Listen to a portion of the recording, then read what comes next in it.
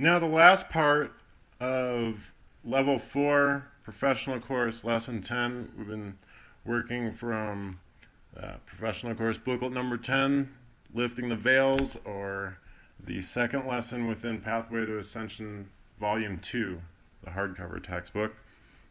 So this last part, we deal with spiritual energy and beams and zoo vision and perception, just again to cap off the beta defragmentation procedures, getting an individual less compulsively associating self with the body and getting actual realization and perception on the fact that the body and self are quite different, and of course, as is the mind that's being used to relay the information between. So in the beginning, an alpha thought really operated on pure, or an alpha spirit operated on pure alpha thought. And by that I mean the postulates, creating things and making things kind of just happen by intention alone.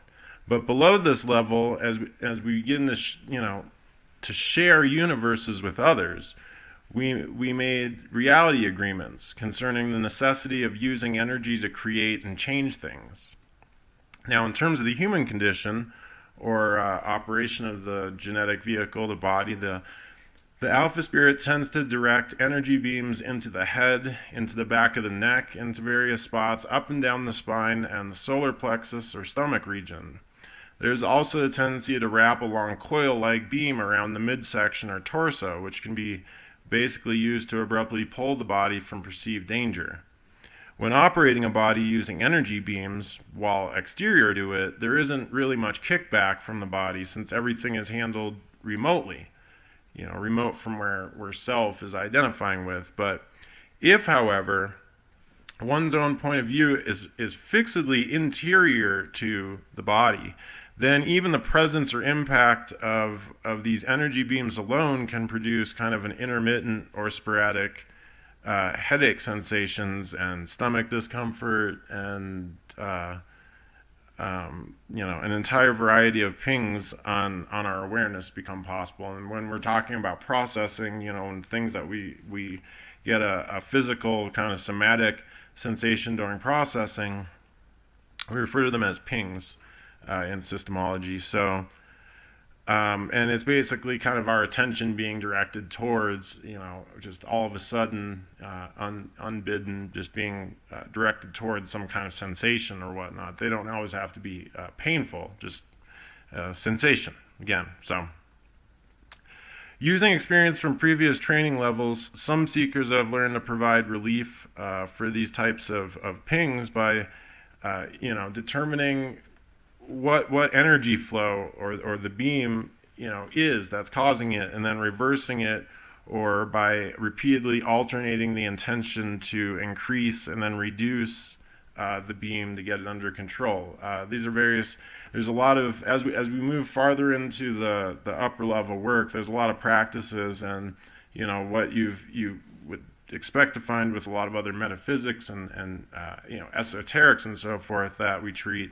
We're treating it systematically. So although we're kind of introducing some various aspects here still in lesson 10 at level 4, for the purposes of this final filmed lesson, really important for you to have access to your textbooks to be able to study the material and kind of work at this stuff, if this is something that you want to be doing. So although handling energy beams directly is actually a more advanced level of practice, it's never too early to start considering what is actually happening with one's own personal energy and awareness when various incidents occurs or have occurred, or when running incidents and processing. Because although we're dealing with terminals and mass and command lines and so forth, what we're really treating is we're treating energies. We're treating the underlying energies and flows and currents that are attached to them. So since the alpha spirit maintains a continuous spiritual timeline or backtrack that extends throughout many previous universes, it's a reasonable conclusion that we are certainly not limited to a location within this version of beta existence. So Of course, without heavy fragmentation, we're well more aware of this fact, and we know that we are reaching into our creations and the game universe in order to operate and experience things. But this is fragmentation has caused us to essentially lose that knowingness. So given that the alpha spirit's own actual alpha existence is exterior to any experienced beta existence, it does not have any reason to operate this like interior viewpoint in order to get a better game. And so, but it's the way it happens. So and we talked about the kind of first-person perspective in video games and so forth in the past, and it's why we like to practice having that secondary viewpoint. Those exercises, some of those objective imaginative exercises from earlier on the course, are really meant to open up that ability of being able to perceive through viewpoints at will, rather than being compulsively confined to one. So although a godlike being might at first be quite able to operate multiple bodies or games simultaneously, eventually more and more awareness collapses in on one specific life form or genetic vehicle. And by this point, the native spiritual ability is simply to recreate, a body that's also diminished. So we're trying to put energy into, the healing and so forth. Basically, when instead of creating, we're trying to keep recreating something in order to continue to have it. We've got some kind of perceived value attached to, of course, having these bodies. And so now based on that consideration and that postulate, the alpha spirit's able to feel loss when a body is destroyed, and hence this newfound intention that's developed in a way to tie up more of our awareness in this idea of protecting bodies. So putting a lot of our awareness fixedly on that. So finally, when the alpha spirit identifies or associates self too closely with the body, that's when experience of pain is basically possible, and it was mainly there to give warning about the potential loss or to or of the body. And so when beings realize how unpleasant it is to occupy the center of the body,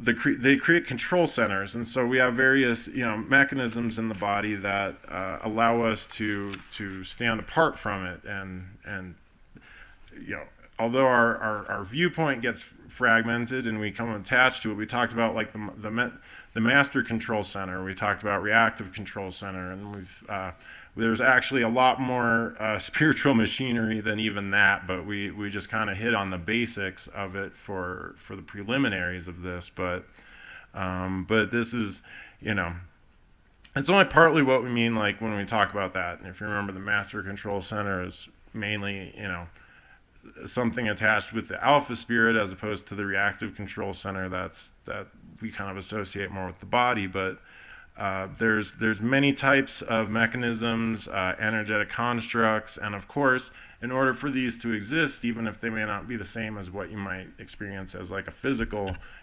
construct for the purposes of this universe, they are energetic.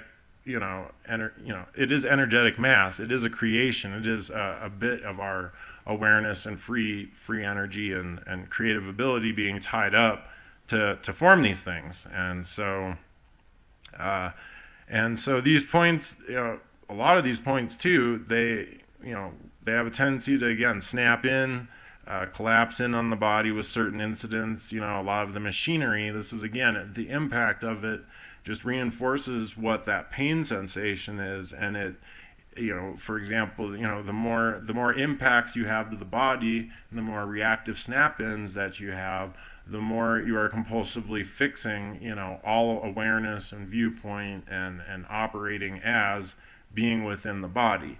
So this is these areas are stuff that it's inherently a part of beta defragmentation, but it's treated again within this lesson and beyond, which is why I just kind of introduce it and we're going to bring up, these things and various things just to close out the lesson. But it's really what the remaining pathway to ascension is going to be dealing with if you continue on working with your textbooks and then even into the advanced training course. So when running some of the earliest instants in this area, the alpha spirit will still be operating from a point that's interior to a body, while simultaneously projecting, these operating control points that are external to the body, but kind of placing them around it for protection. And we start to see the ways in which we've been able to, and we treat this again more as we go up into the levels, but and I'll leave you to study a lot of that more, into more complexity on your own.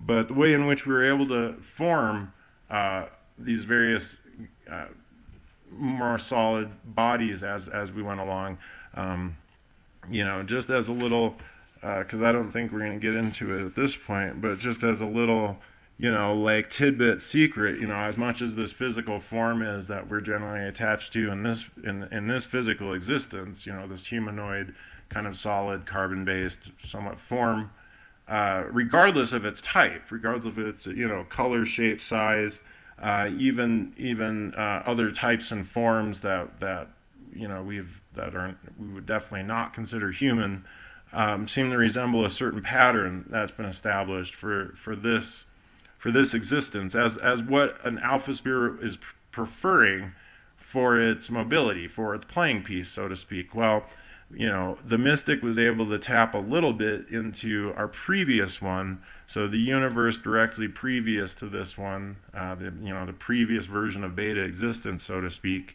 operated in a similar form, in terms of its basic shape and the energy centers that composed it, but not nearly as solid. And so that is what spiritualists run into as the astral body. The astral body is something that we're still maintaining from our previous cohabitation in that previous universe. And I won't get too much into the previous universes and the sequences of universes, the whole cosmic history and so forth here for these videos, because technically it isn't critical for beta defragmentation. It is, however, critical for alpha defragmentation. So once you can kind of work with and master the material from, at least the processing level 0 to 4, then there's a lot more for you to be looking into. So we talk about zoo vision and spiritual perception. It's not something that again, we impress really strongly at this juncture.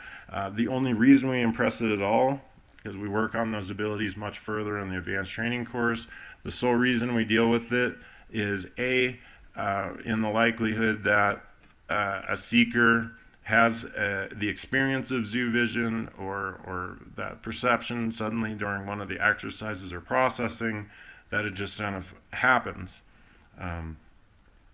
The second one is to basically establish more firmly in the individual, by whatever means necessary in terms of the demonstration that they're able to apply for themselves as self, that, again, self is not the body and self is not restricted to anything or located within this physical universe. So a lot of the exercises, again, which if further developed and further taken, to their advanced applications, would seem to be like unlocking some kind of spiritual phenomenon or some kind of abilities.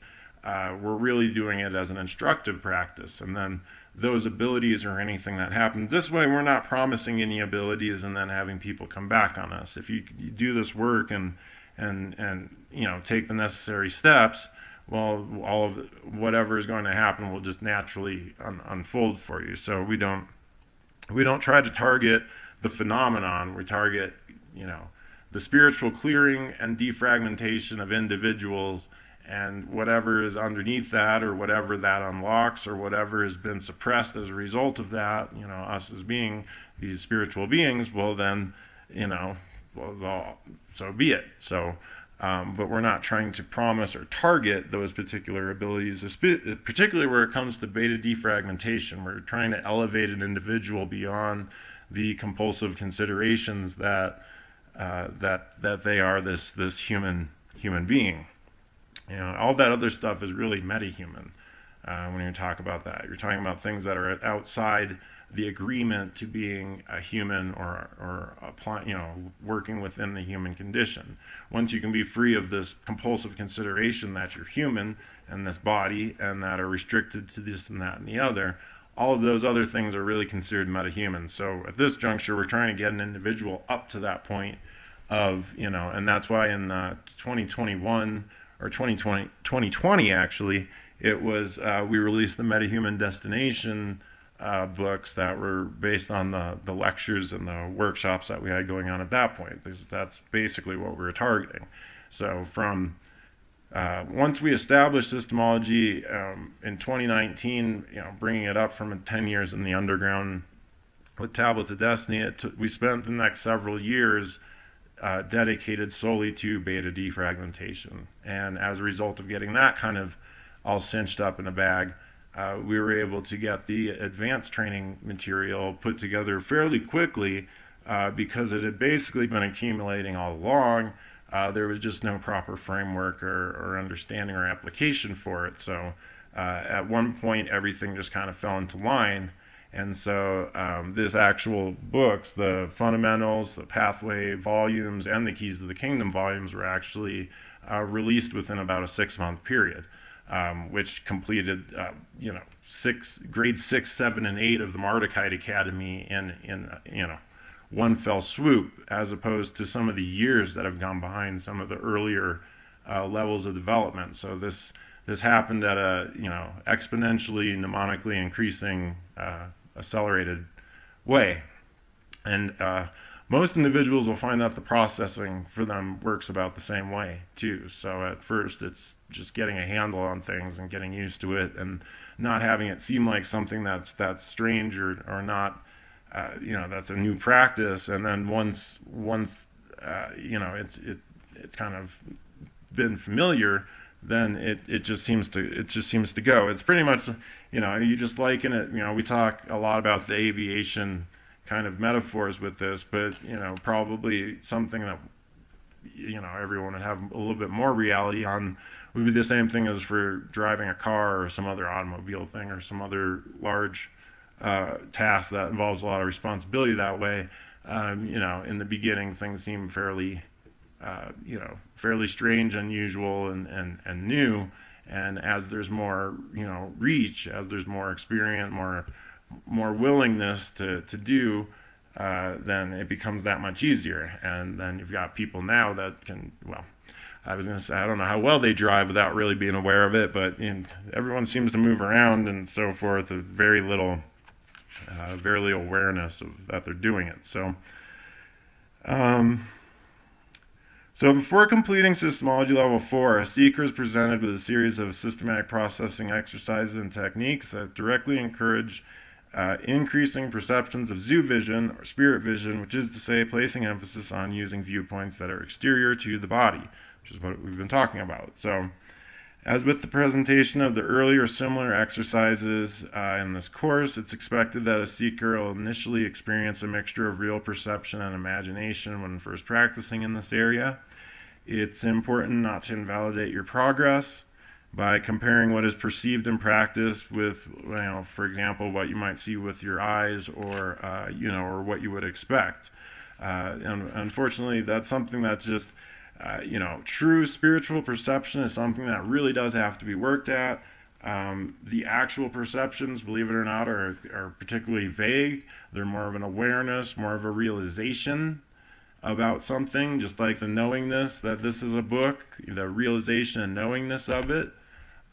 Imaginative overlay is what puts pretty much all of the vivid pictures in. You're creating all of those vivid pictures. You have an internal knowingness that, yes, this is a book, when you mentally create it, but all of the rest of that stuff, or if you're looking at stuff using spiritual vision or zoo vision, that's all your own creation. And if nothing else, beta defragmentation procedures through 0 to 4 should be giving you a better handle on the fact that you are taking energetic cues or impulses and creating all of that mental imagery in general. So Again, we're just trying to drive that stuff home.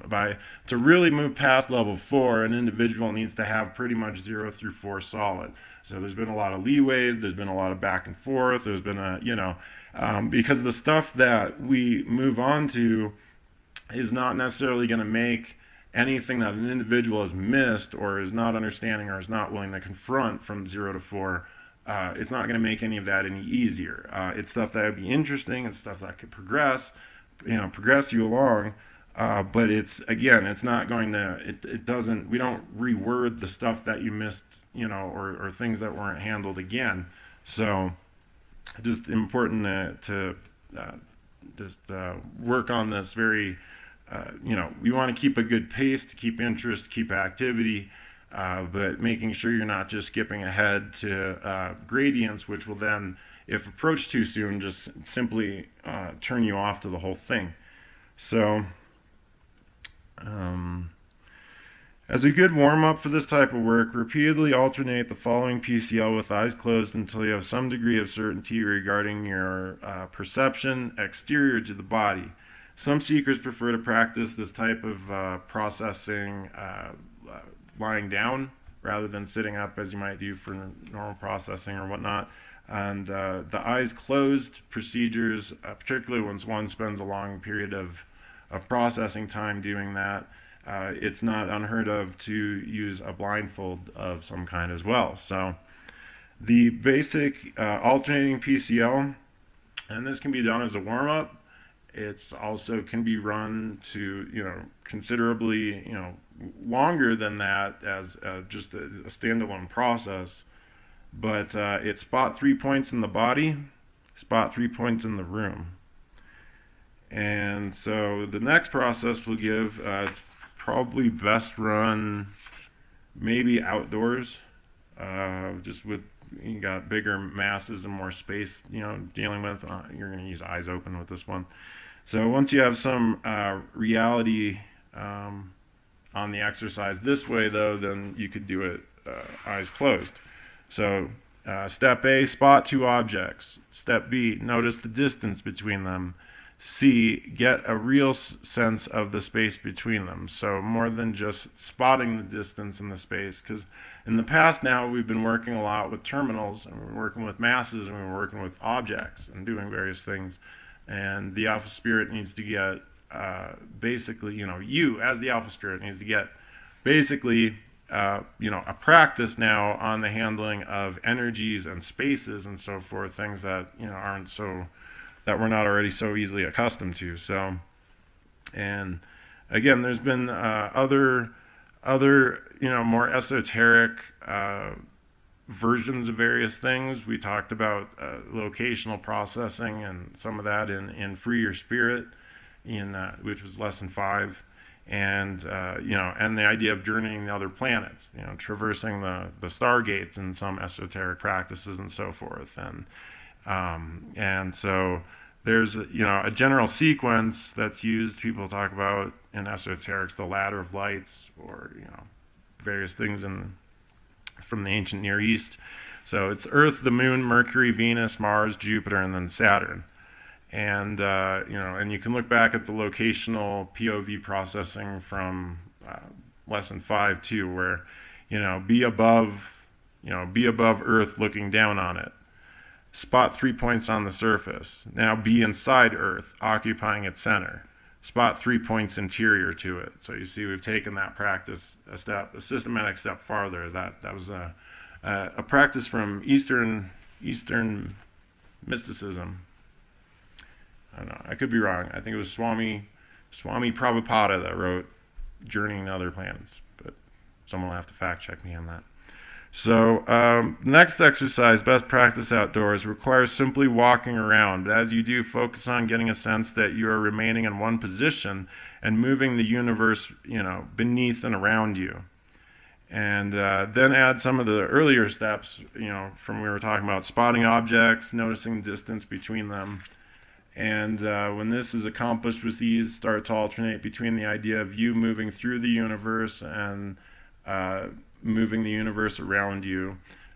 and again, just alternating. And these are just practices of alternation, as imaginative as they may be, but these are attached to very specific considerations and reality agreements and so forth. So before, a lot of that hardcore programming is torn apart line by line, and we do have those line by line codes for you to tear apart. I think we haven't even tried to count between all the formulas and the keyword combinations. It's got to be in tens of thousands, if not the hundreds of thousands.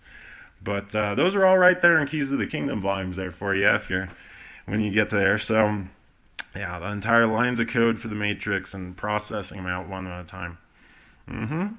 Just like a computer. So now there are a lot of exercises given here that actually derive from the wizard training regimen that was established in 2021 for the Imaginomicon, when we were first approaching the research for the wizard levels, which are now mainly treated in the advanced training course, but they concerned, for example, we'll just give some of these. We should probably be able to give all of them. What are we doing on time? Okay.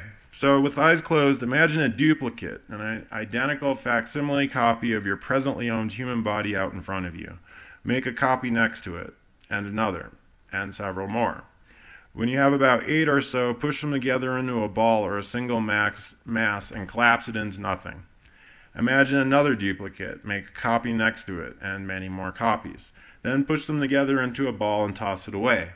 Continue this step until you feel more comfortable about creating, imagining the mental imagery of bodies. So, next exercise, eyes closed, imagine a duplicate of your present body, seeing it as the ideal and healthy version. Then unmake it, and make it again, then unmake it, and repeat this several times. Next exercise, while looking into a mirror, get the sense there is something there, and get the sense that there is nothing there. Alternate between these considerations repeatedly several times. Next exercise, I'm just blowing through them. Next exercise, with eyes closed, imagine a busy or crowded place, like a mall, some kind of bus depot or street corner. Now, decide to be there. That means place your point of view in that specific location. Look around and spot terminals, and you should be familiar with that. That means by now objects, people, animals, so forth, and also motion in the scenery. And practice this for multiple locations, preferably until you get some kind of sense that you might have some actual, perception on this stuff. But just these at this point, just do them lightly and just to a general, we'll take with a feel-good endpoint realization as a win. So, next one, use the location you like best from the previous exercise. Imagine making a facsimile copy of your present human body to use as a point of view, so like a viewpoint within it, and then unmake that body, but remain in that location with the awareness of using that point of view. So then alternately make and unmake the body while still being able to look out at, the surrounding scenery. Getting a sense of being able to do that with or without a body. So, next exercise. It actually says perform the previous exercise. Imagine a facsimile copy of the body out in front of you, but this time using a point of view outside the body to look around at the location. So instead of using the point of view of the body and then that point of view without a sense of a body, you're going to use a point of view behind the body, looking at the body in front of you, and then being able to use the point of view that you're maintaining of the body independent of you while it's walking around and experiencing various things. So, and then if you want to get the sense of, again, alternating viewpoints, and these are again two imagined or, these are both created mental imagery viewpoints, but getting the sense of the point of view behind the body and the point of view within the body that the body's actually having, and alternating and practice between those. So, okay. Now, next exercise. Select a basic solid object or shape, like a pyramid, a cone, a cube, a sphere, something of that nature. And then basically practice the 4 previous locational exercises as a cycle.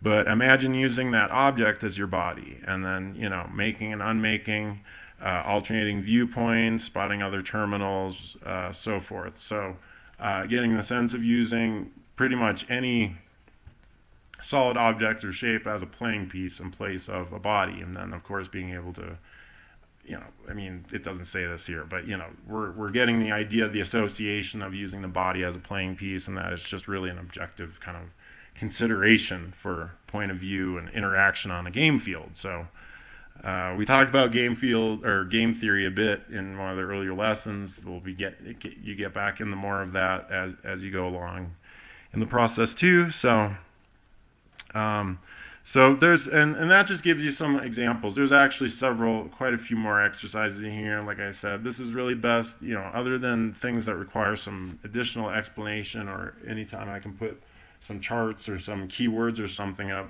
A lot of this subject really is best, studied, more closely on zone, using the textbooks and so forth. It really is just very clear instruction. So, the final exercise here, we'll just skip to the bottom. The final exercise here requires the ability to conceive of or maintain a sense of centering or focusing your own awareness as a viewpoint or a point of view a few feet behind the head of your present body. So the last exercise given in lesson 4, level 4, these previous locational ones were kind of like leading up to this again as like this more endpoint ultimate practice, so to speak. So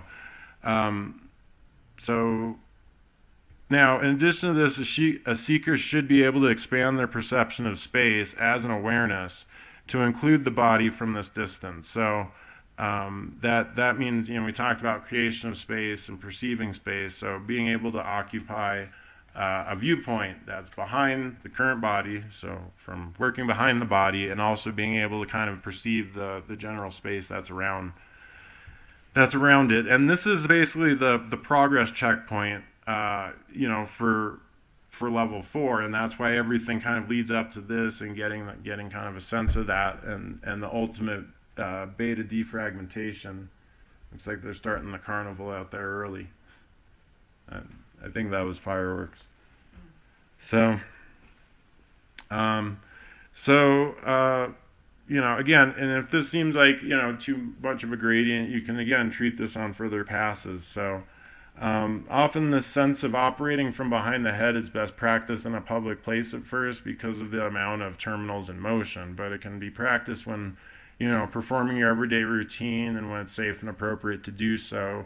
You're not trying to operate, you're not putting a blindfold on the body and then trying to operate it that way or anything at this point. You're just, as a systematic process, it's best to allocate a specific period of time for this actual practice so that you can knowingly start and stop when you're intending to be operating from this kind of remote or exterior from the body viewpoint. So in this practice, as you walk the body around a public place, you'll still use the eyes for general spatial orientation, just because, we're not trying to push this beyond whatever. But having a sense that you are larger than the body and encompassing it from a few feet behind the head. And then the further this practice, as you observe or look from a single stationary location, use the body's eyes to spot some terminals and then spot some motions. And as you do this, get a sense that the body's eyes are sensing the images and scenery and sending this this information to the brain as like a control center for the body, which is then in turn relaying this communication on some kind of channel. We've talked about the zoo line to you as a spiritual being, as an awareness being behind the body. So that the impressions are being received by the body, being transmitted to you, the awareness behind it, and so forth. This can all, just be done in practice for a while. So, we're not trying to impress any particular, perceptual point that one must reach or whatnot, other than the critical kind of point for level 4 is the ability to kind of separate the point of view of awareness from the compulsive from it being compulsively kind of snapped in the body. So, and then as an additional step, you can attempt to ignore the perceptions received and relayed by the body, whether eyes are open or closed, and just get a sense of the image or imagine, observing the body and the surrounding scenery, and just using your only your viewpoint. At that point you're no longer using your eyes to adjust and whatnot. So just kind of the book gives you several ways in which you can just gradually, incrementally step up and through all of this, higher level stuff, instead of just trying to shoot for a certain, spiritual phenomenon or creative ability or whatnot directly, and then finding, difficulties with that. Using systematic processing to take care of the beta fragmentation is really the way in which one wants to uncover anything that is considered a higher, anything that's considered beyond what is pertained to the human condition, because it's not the higher self, it's really you. It's just something outside of the human condition. There is no higher self. There is you, the alpha spirit, that's been bogged down with a lot of other considerations. So what else do we have beyond level 4? So again, Systemology continues in the Pathway to Ascension continues in volume 2 of the textbook we've been using. We just completed lesson 10, which is lifting the veils. We also have lesson 11, spiritual implants. We've got lesson 12, games and universes. Lesson 13, spiritual energy. Lesson 14, spiritual machinery. Lesson 15, the arcs of infinity. And lesson 16, alpha thought. All of these still remain on the Pathway to Ascension. We're not going to do film lectures for them, but all of this still remains for levels 5 and 6 of Pathway to Ascension, or of processing levels, and they're in Pathway to Ascension, volume 2. So this stack of books, or these 3 books, or this stack of booklets, or these 3 textbooks, is processing levels 0 to 6. Pathway to Ascension. Now, I told you we don't have the complete Systemology Wizard Course Volume 1 Master Edition yet, because that's probably something that's going to take some time to develop.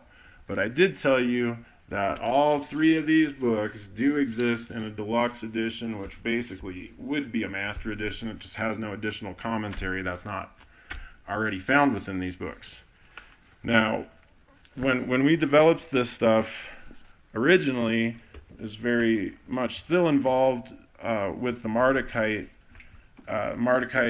Chamberlains, and we were still developing the Mardukite core, which is now treated as grade 2 in the Mardukite Academy, and which became essentially the basis of Zooism. And part of that included the study of Mesopotamian mysticism and the ancient mystery school of that, in the guise of the Necronomicon. And so one of the things, prior to Systemology, one of the things I was better known for is Necronomicon, the complete Anunnaki Bible, and the books and stuff related to that. And what that really regards is looking towards a way of accessing what we now do in Systemology, but we were treating it from within the paradigm of the ancient Mesopotamian tradition. That's where we uncovered the arcane tablets from. So that before developing New Standard Systemology, the source material was studied, treated, and used within its own paradigm, and so forth. So it took many, many more years to reach this point of development, to where the kind of what we were trying to access, apart from just fraternal initiation ceremonies or names or insignias that you could attach to them, that the 7 levels of initiation suggested in the Necronomicon, and that the 7 gates of Babylon and that systematic structure was representative of this Pathway to Ascension, what they refer to as the Ladder of Lights. Lights representing each being represented by a particular planet for their purposes, but 7 nonetheless. And so the processing or the processing levels 0 to 6, which makes 7 in all, reflects the realizations that would be expected had one treated the 7 levels of initiation or accessed those gateways directly. And so what we have done now is we're here approaching the fifth gate with this. What I've demonstrated with reaching level 4, level 0, 1, 2, 3, and 4. So what I did, because one of the things I have found is that my traditional esoteric audience, which helps support the Systemology Society by supporting the Mardukite Academy and the magic schools in the past, they are not as they're not as accustomed to this type of esoteric being kind of masqueraded as a self-help new thought system. They're used to the if I'm not coming out looking dressed like a wizard and talking about various wand types, then they're not really interested, and which is unfortunate because the Necronomicon, which ended up becoming so popular, is really reflective of this work. It just isn't. Again, it was treated when treated as the Mesopotamian version that it's better known for. All it could really be seen for was its mythological value or its archaeological value or whatnot, or tracing traditions. So the Fundamentals of Systemology basic course and both volumes of Pathway to Ascension were also basically released to the esoteric underground as Hidden Keys of the Necronomicon, Nabu's Guide to Crossing the 7 Gates of Ascension. And so it's going to be quite some time before we have, a master edition, deluxe master edition that covers all of the new standard Systemology. So if you are wanting a deluxe edition of the material for 0 to 6, this is how it's available currently. And it was done so under this guise because this is exactly what we've been trying to present to the esoteric audience since 2008, and which we have only now in 2024 been able to do. And again, this seems, even to the esoteric, this sometimes is a little too esoteric, or it's misunderstood as just some other pie-in-the-sky self-help improvement system. But what it actually is the most high-powered occultism you can find on the planet today, also as a self-help system. So again, so those that, there's some with an aversion to my use of this. I've, had been back and forth with how that's gone with me in the past, to the use of the word Necronomicon. But Hidden Keys of the Necronomicon, Nabu's Guide to Crossing the 7 Gates of Ascension.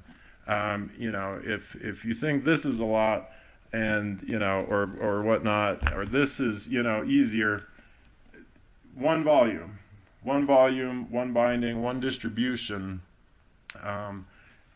it makes it nice and accessible for you. And again, this is in lieu of those. This is for those that really prefer our master edition volumes for their collection. But again, it's going to be some time before you see those for the new standard Systemology. When you do see it, this will be equivalent to the complete Systemology Wizard Course Volume 1, and then Keys to the Kingdom, all of that advanced training material for processing level 7 and 8 will be the complete Systemology Wizard Course Volume 2. And those are likely to be two large volumes, this plus whatever additional commentary or stuff we decide to add to that edition down the road. So could at least be, we're in summer 2024 now, could easily be another year or so before you start to see those editions. It'll probably be towards the end of this year when Systemology 180X, which is the master edition for grade 5. So this is Mardukite Academy grade 6 if you're doing it the Academy way.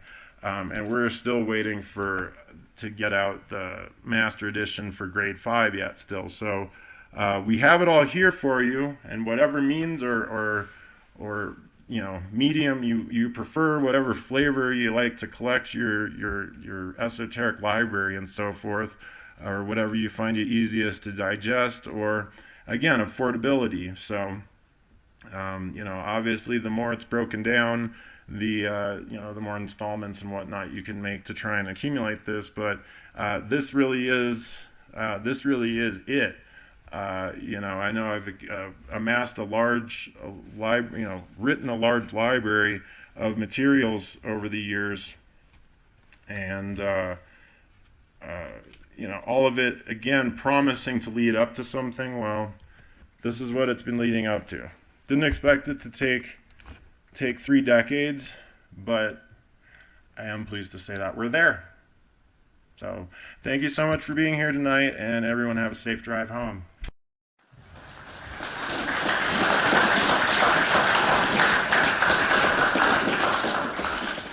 The Joshua Free Imprint, JFI Publications, in conjunction with Mardukite Academy and the Systemology Society, present the single greatest breakthrough of the 21st century for all humanity, the perfection of a new standard systemology, a complete map for the way out from the bottom to the top, and your key to being an ascended master in this lifetime.